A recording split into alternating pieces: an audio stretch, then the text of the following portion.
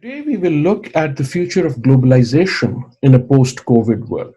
And with me is Dr. Ian Goldin, Professor of Globalization and Development at Oxford University, and he was the founding director of the Oxford Martin School. Globalization for me is the flow across national borders of trade, of finance, of people, and of course, importantly, of ideas.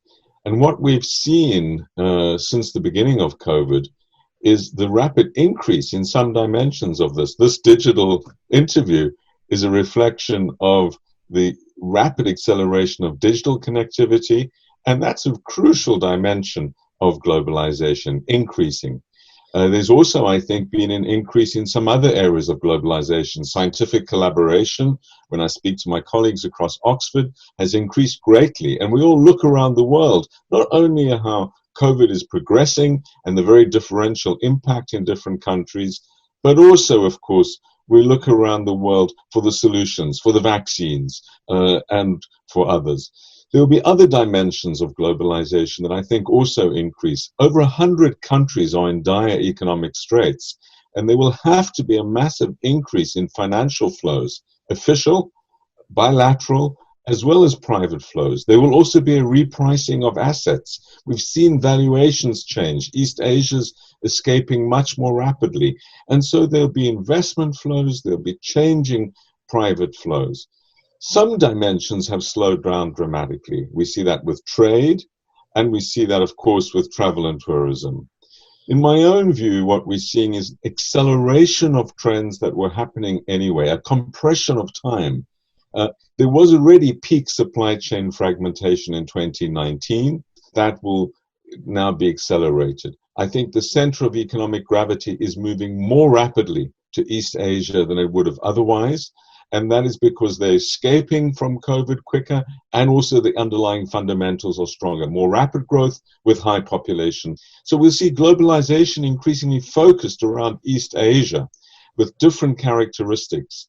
The US shooting itself in both feet on this, with trade, with protectionism, with immigration controls, and I think that's going to further slow down the US growth. So US will be less globalized, to its own detriment. We will also, you and I, working in universities, will suffer because there'll be less foreign students and less foreign collaboration, but this will continue elsewhere. I think the people flows and the travel flows are the most difficult to predict. I think we will see a slowdown in the short term of travel flows. We're seeing it already. But I think business flows will not recover their previous trends. We're discovering the virtues of efficiency, of saving on carbon emissions, of saving on cost of remote meetings. And I think we will see a permanent reduction in meetings, although there will be a restoration. Travel and tourism, I think, will recover. It already is in many regions. In fact, there might be even more in our desperate desire to experience things. And where in all of this is the politics of globalization? The one area of globalization that is so crucial, which is uncertain, is political globalization, cooperation. We know, and the pandemic should have taught us even more, that we need to collaborate to meet 21st century challenges, to manage what I call the butterfly defect of globalization.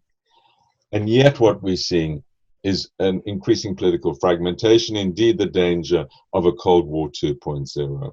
That's the most worrying thing. The divide between the flows that connect us, the atmosphere, the oceans, our trade, our ideas, and the politics, which seems as fragmented as ever, with the European Union being an exception. So the big question about the future of globalization, I believe, is the political question. Is, do we have the ability to cooperate?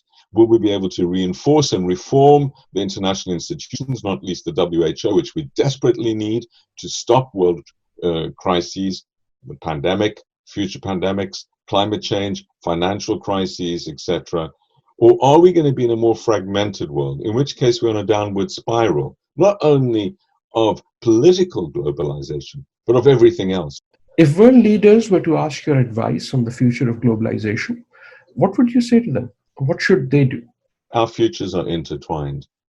That no country no matter how high a wall it builds, will be able to thrive in a world of tension and of failure to manage our collective challenges.